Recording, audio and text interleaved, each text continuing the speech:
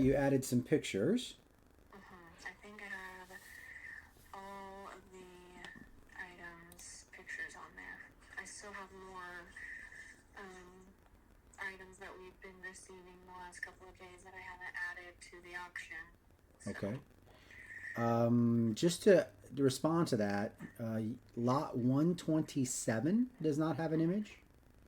I just added those. Oh, okay.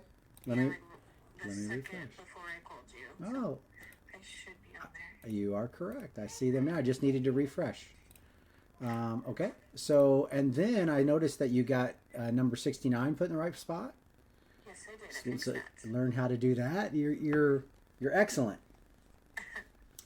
Okay. So, when do you want to just come online and let me drive, and I'll show you around, and then you can play with it later? Yes, that'll be fine. Okay. So, are you on the front end or in the back? I am in the cashier's page. Okay. So the So, back.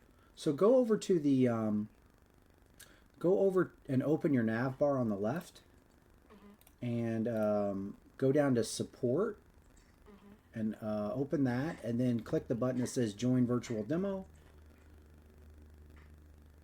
and then you'll see my picture. Click that, and that should put us together. Okay. 85 is the number.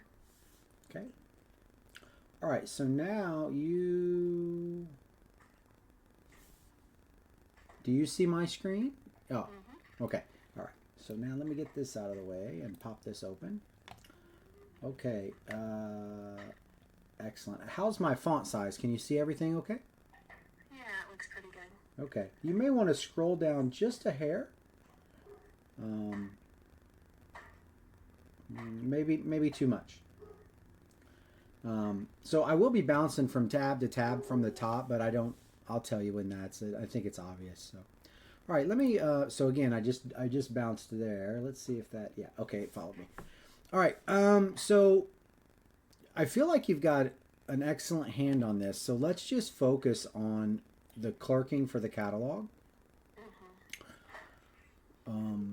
When you are ready to go, um, so you're going to open this, and this looks much different than your normal, right?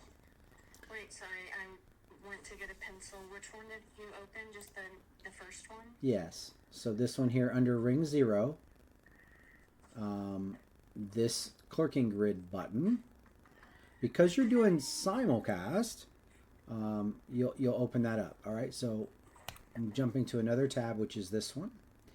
Now, there is a lot going on here, and you can see here there is a list of every single bid that has come in since you launched it, and there's a lot, right? So that's all there. And then during the sale, if you are adding a fair warning or you're taking floor bids, all of that will get tracked. So it is a chronological list of absolutely everything that you could go back and see if you had to. Okay. Okay. When you start to go live, um, well, let me back up a little bit. Are you running an auctioneer and a audience monitor? I think that is the hope. We're still kind of working out all the kinks on screens and all that, but we're hoping to have one for the audience and one for the auctioneer. Okay. So the only difference between the two, well, there's a couple differences, but the difference between an auctioneer and audience monitor, is when you're seeing the bids that are coming in, the auctioneer gets to see the person's name, and the audience only gets to see a number. Uh, the only other difference is if there is a reserve, it will show the auctioneer that amount. And we're gonna play with this a little bit, and I'm gonna go open up a test demo for you in a second, but I'm not gonna play with this one. But when it's time to launch this, the only thing you have to do down here is really click the top blue button that says make active. Okay. Now you can see the high bid now and who holds the high bid. That will change in real time. All this box, your controls will pop up over here, but all of this will be functioning in real time as it goes. But once you click this top blue box button, as long as you're selling in order, you should not need to do anything over here. It will just, when you close one item, it'll automatically go to the next. You can reopen an item or skip for some. Okay, you can't. The ringman can't find lot 11 for some reason, and you need to skip. Just simply come back over here and activate the next item. The only problem with that is the system's going to try to sell the lowest number that hasn't been finalized. So it may try to revert to this number 11 if that's the case. But as long as everything is chronological order starting from front, make it active, and then this whole section should not need your attention. Okay, any questions on that? I don't think so. We should have everything exactly in the order it needs to be. I'm just hoping my husband doesn't come up with any surprises. So I'm sure that you can handle it. Whether is he selling anything off catalog? after all of these items sell, then we will sell ammo and knives and other things. So just have a second tab to open, and you could bounce between the two if you wanted to. But, okay. All right, now to launch your camera so that the people at home see this, it's simply this green button, and when you click this button here to initialize the stream, it's going to try to connect to whatever camera you have hooked up to that computer. Okay. So a lot of times the normal operation is, the clerk's laptop has a standalone little webcam that they've got on a little tripod aimed at the auctioneer and right next to the clerk, and then they go live with that. Once you start the preview, and you're going to see me here in just a second. Once you start the preview, this is what will be seen by the public, but you have to click this green box at the bottom to actually show up on the front. Okay. Now, if you have not tried that yet, I would recommend you get your camera set up and you go through the motions, because sometimes cameras will need permissions to be streamed. Okay, and that's a hardware thing you'll have to get with whoever sets that up, if that's you or whatever, and get that connected. Okay. Now I'm going to stop this broadcast. Oh, I didn't start it, so I'm good. All right, let's close this out. All right, so let's go to another thing that I've got set up here for you under auctions. Let's go to old auctions. So I made this last evening before we got canceled, and so let's do this. So we're set up for online and simulcast, and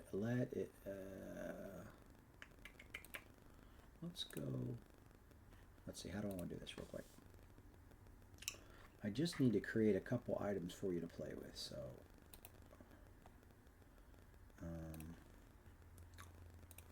bear with me. It doesn't matter who the consignor is.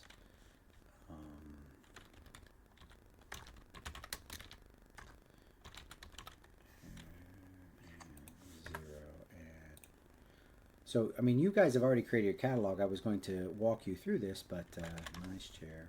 Poof. And let's do another one. Let's say this is a high boy. And starting at 0 and poof. And how about a blanket chest? And starts at 0 and poof. All right, so we have 3 items here in this catalog.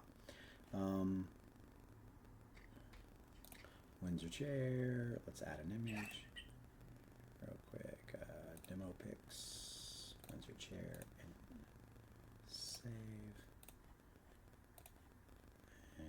I know you know how to do all this. Bear with me. The second one's a high boy. And poof.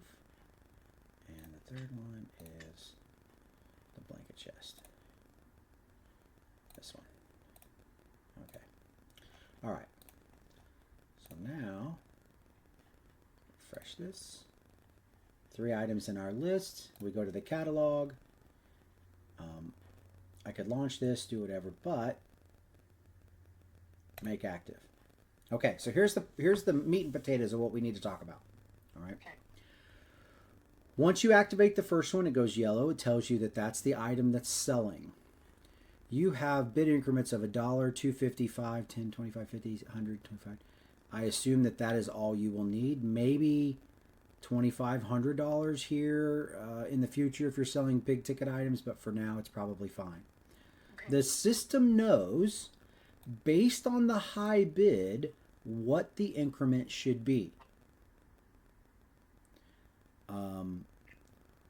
As you go through the levels of your increments, it will automatically change, and you'll see this bounce over here.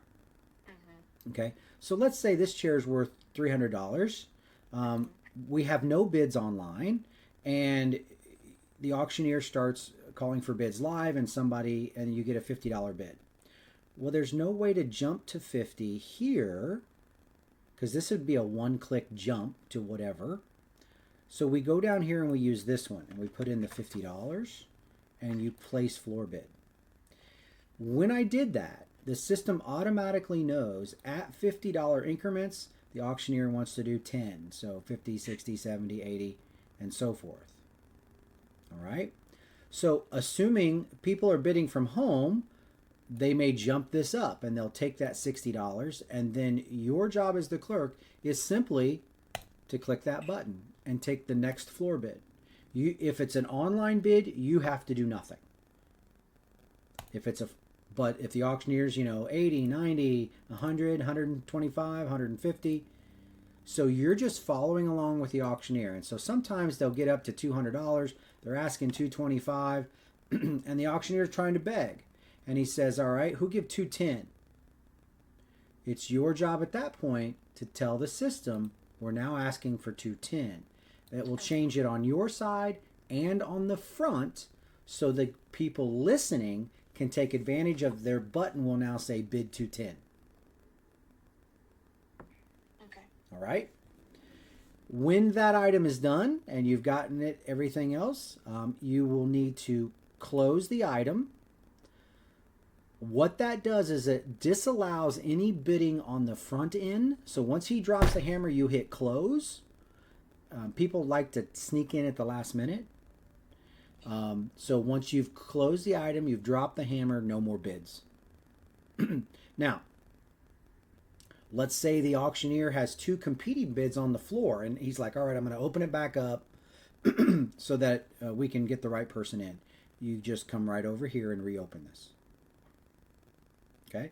But once it's closed, you then enter your floor bidder, which we don't have a 25, but enter your floor bidder and hit finalize. The system, I'm doing nothing. The system automatically jumped to the next item. Okay? Okay. And again, you're just floor bid, floor bid, floor bid.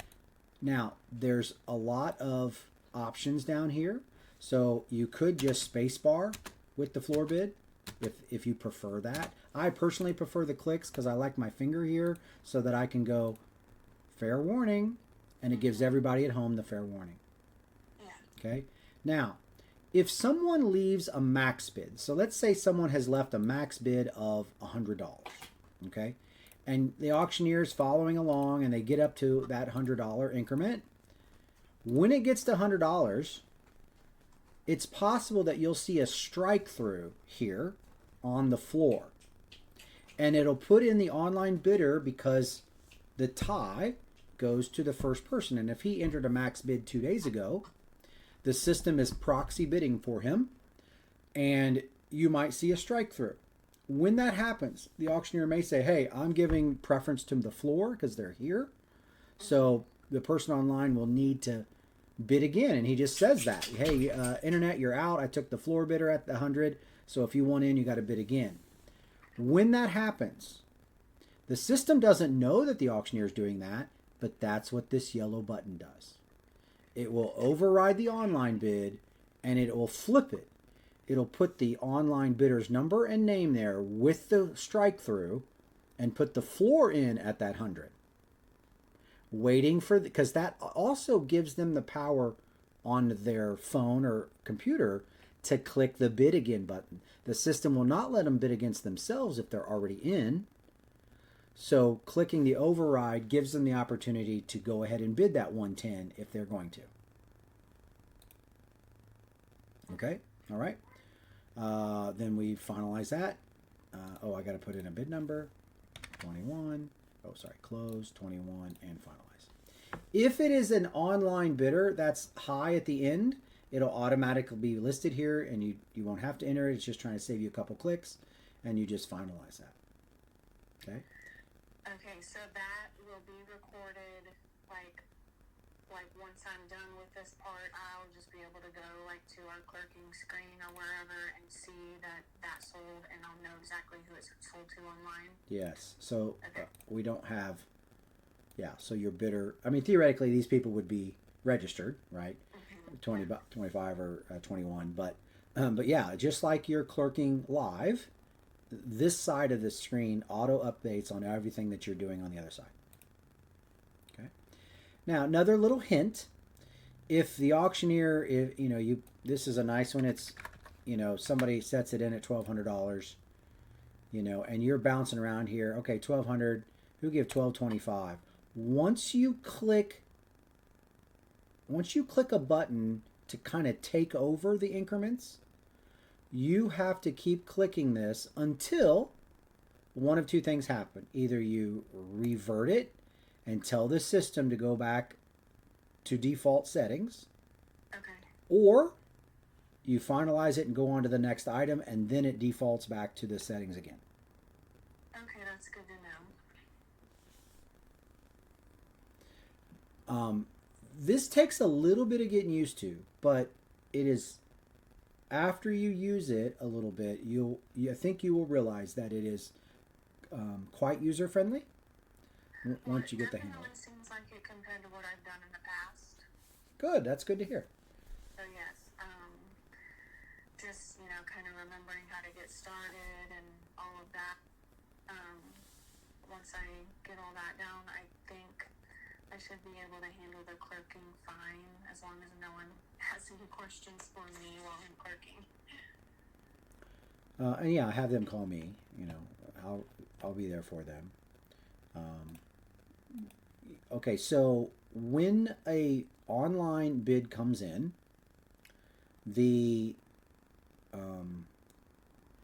this bar down here will flash either yellow or green. Yellow for a floor bidder and green for an online bidder. The same thing happens here for your auctioneer. Okay. This whole screen will flash yellow or green based on what's happening over here. So to basically give your auctioneer an indication that, hey, new bids are coming in. Now, one of the things that people really like is you have the ability, or they have the ability, to chat with the you. They can enter questions about the guns or whatever it is, what's the serial number, whatever, So this is where you would go to answer that. Okay. But realistically, what happens is somebody will type in a chat question or make a comment, and the auctioneer just verbalizes the answer. Okay, yeah, that makes sense. Yeah. Okay. Now, so 3 messages are available here on his screen. So the last 3 things that got typed will show up for him to see. Okay. Usually there's no more activity than that. I mean, 3's plenty for him to see what's going on. Yeah. But that is there for him as well. If he's got a little tablet in front of him and he's kind of watching that, he can look down and say, oh, yeah, the answer to that question for the online people asking is XYZ. So, on the day of the auction, I'll have one computer that's set up with the audience monitor, and then I will have his computer set up with the auctioneer monitor and the camera and the microphone, but I'll be able to like minimize that so that he can just look at the auctioneer monitor. Yes. Yeah, because they all open in a separate tab. Yeah, okay. So you can just minimize that and see what you're doing. He's doing here. Yeah.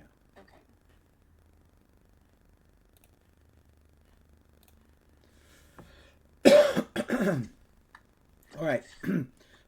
Don't forget to finalize the last item. If it is yellow, it does not show up on a person's bid invoice. Okay. So it has to be finalized to show up there.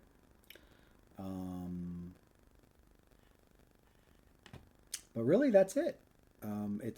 It takes a little practice, but it's pretty straightforward. And I think the mouse is better to use. If you just get used to clicking around. Now this top row, if you're doing 15, you can stay right here if you wanted to 16, and it'll update. And that, you could theoretically just keep your mouse right here and click along. That's doing the same thing as this.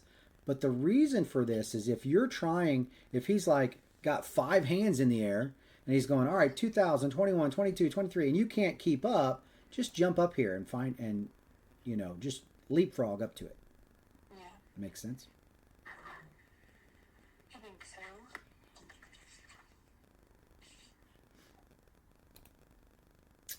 So, but I think that's it. I made you this demo so you could go in and turn it on and play with it. So I'm going to reset the entire catalog.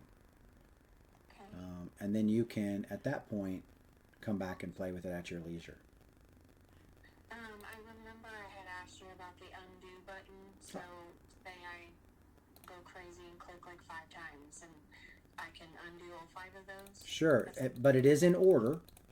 Okay. Okay, so it's right here, and you went crazy. You got to $7.50. You just undo it. It just backs right up. All right, perfect. Okay. So I can get on here and make sure that my camera and microphone are working on the whatever computer I'm using for Travis. Correct. I can get this auction and test that. Correct. In fact, so once you're on your company here, you can go to past sales, and you could actually watch it as the public as well if you wanted to. So I'm logged in as you right now. Let's get a number. Okay. So you probably got that text message, but or Travis did. But now you could have someone playing with this on the front end and bidding against you as you're back here. So. Yeah. Okay. Yeah. That's probably what I need to do. Do that. Yeah. And then have Travis watch so he can understand it too. Mm-hmm. So I'm bidding as Travis on all these items, but as you go here, let's close this one, and oh, not that one. We don't want to be on that. I want to be. Did I close the wrong window? I want to be here. Yeah, this is the one I want. Okay. So now you can see that the bids have come in and that there's bids on all the items. They're all under Travis. And, you could undo Travis's bid. Even though it's not a floor bid, so on and so forth. Okay? So feel free to practice with all of this. Now, one other question I had for you is, are you planning to do a promo for this sale? It might be a good idea. We haven't had any auctions over the winter, and so we have been spreading the word as much as we can, but you know how people are, well, I didn't hear about it, so. Well, and you've got such a great list of customers, and I know that some of them don't have last names in the system, but that wouldn't affect what they're going to get as far as the promo. Now, granted, I make money on the promo, so I would push everybody to do that. But you have one heck of a sale. Just pass that fee on to your seller. Is it just one consigner? We have a few. We probably have like 8. Okay. The majority is that guy, but then we have a few others with a smaller amount. Yeah. So, I mean, it just seems like an expense that they should pay to do the marketing. But if you're going to send it to every single person, you're going to have $154 bucks. $154. Yeah. Yeah, I think we can probably manage that.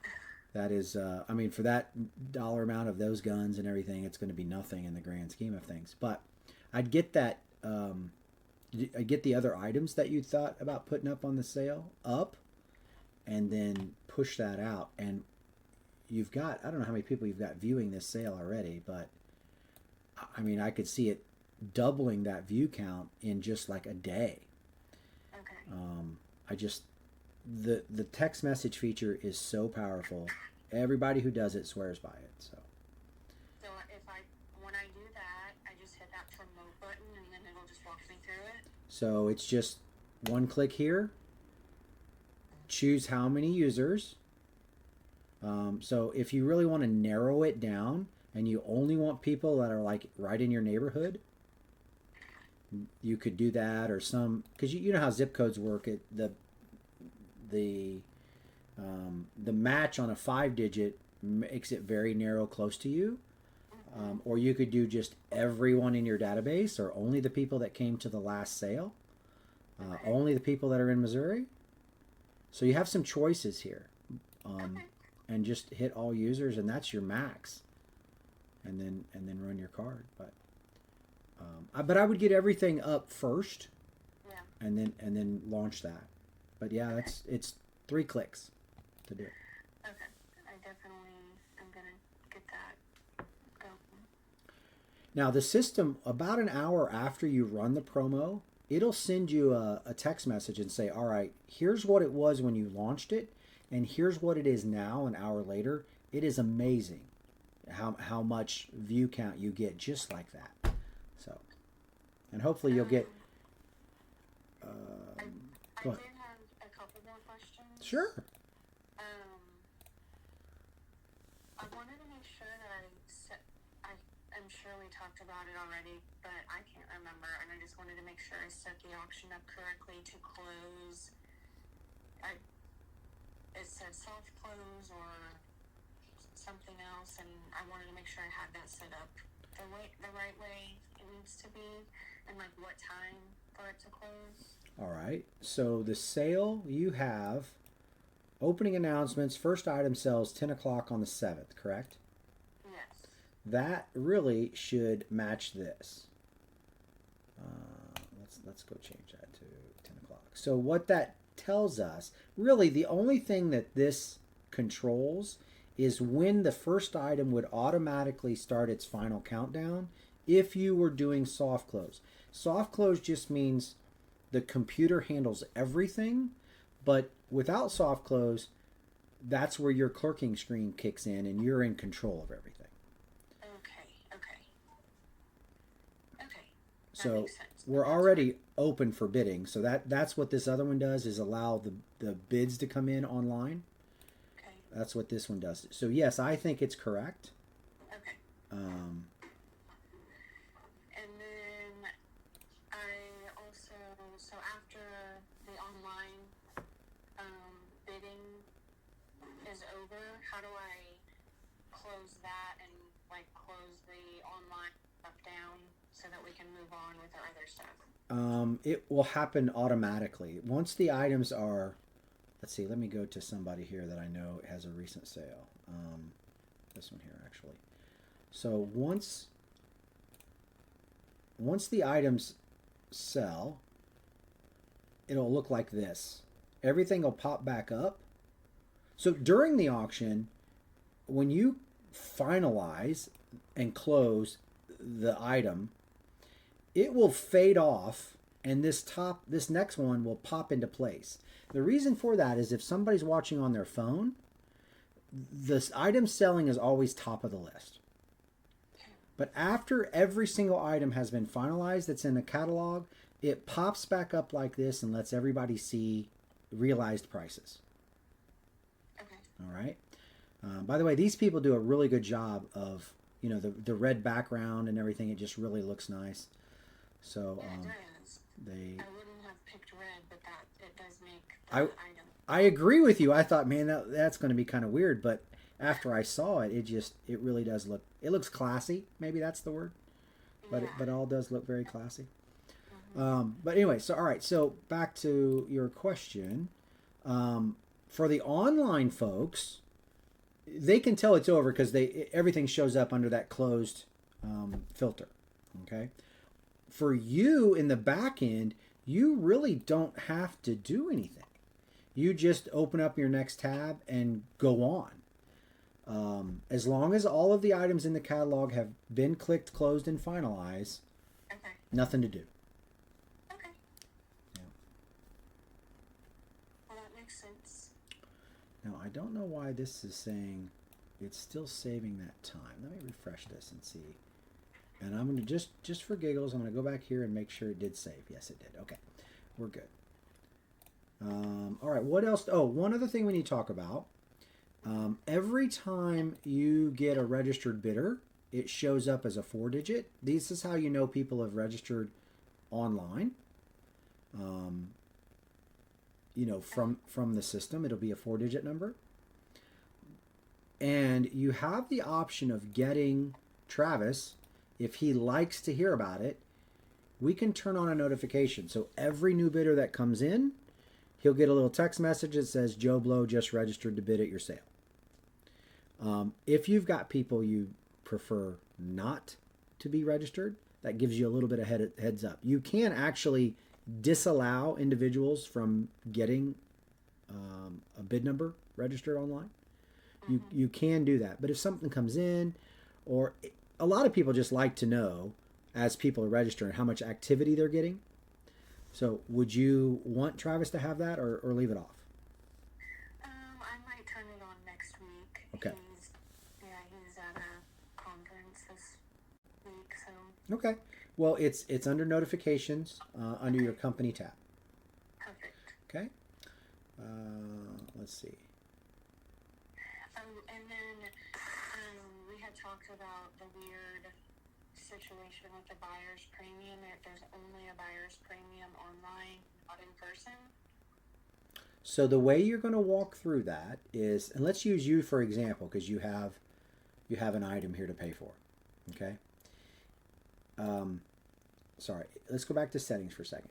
If a person self-checkout, that's on their phone, that would assume that they are bidding online, right? Mm-hmm. Okay.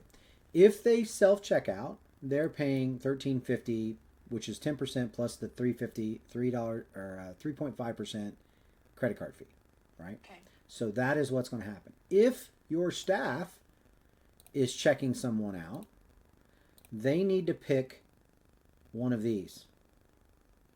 Or sorry,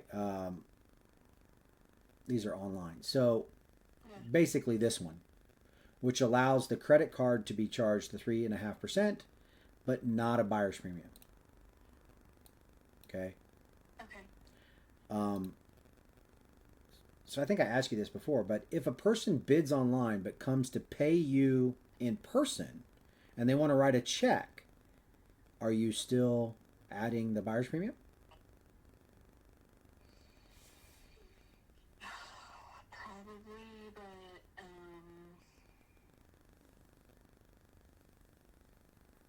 I don't know. Well, once you decide, the choice here is a training issue for whoever it is that's taking the money. Okay. The system, because it sounds like you're a little wishy-washy about it. The system definitely isn't going to know if you don't.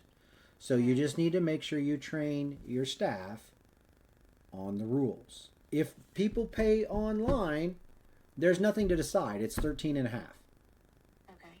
But if they're standing in front of you, you got to pick the right option. So if I decide to charge them the buyer's premium, even if they come and pay in person with the check, I would choose that one? Correct. Okay. All right, I can do that. Yeah. So I mean, we've got all the tools there for you.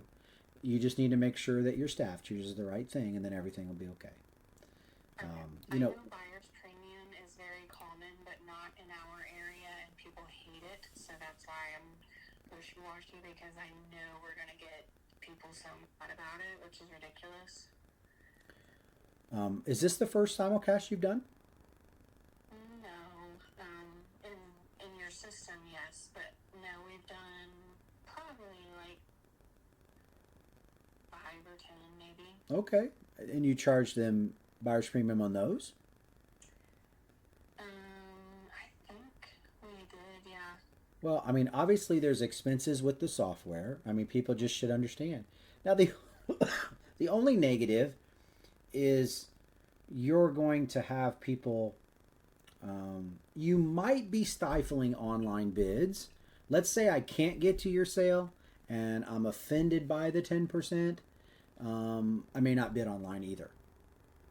You know, so there's that. I would almost suggest do a buyer's premium across the board, so you're not punishing people that happen to be using the online. But again, that's a however you want to do it. So the first gun auction that we did it that way, and people like threw huge fits and were so just insanely mad. It was just so stupid. So now that's why we've decided in a bid online we'll add the 10%, and also just because there's more handling of the items too, because if they don't come right away, then we have to move them and store them if they buy them online. So we kind of justify it that way. Do you know all these people here? I know all of them. Well, no, I don't know the Tim Hopper, the James Fritchie, or the Ronald. I think I know the Watkins, but I don't know 2 of them. So you signed up for Stripe. Yes. Somewhere right here. So the system doesn't want to deny your people the ability to sign up, even if you weren't using Stripe. But all of these people that didn't pay their $1 registration fee, that kicked in once you got activated with Stripe. And that's why you're seeing this difference. Okay. And then, so it assumes you're going to apply the dollar to their purchases. If it doesn't revert it, you keep the dollar. But that's the reason. In fact, I looked at this. I was like, what's going on? Why did these people not get registered without that? And then I remembered you signed up for Stripe, just recently. Yes. Now, going forward, these people that have now got a card on file will not need to give their card number again. Think of it like a trusted customer that you already have a relationship with. They only pay the dollar one time, not per auction. Okay. Because they have a card on file at this point. Okay. All right. All right. Now, if you think of any other questions as you're using it or whatever, but just log in, go wild. You can get to your old sale, to your past sales as a customer and have somebody playing on the front end. Okay. All righty. Yes. Thank you so much. I appreciate your help. No problem. Have a great evening. You too. Bye-bye.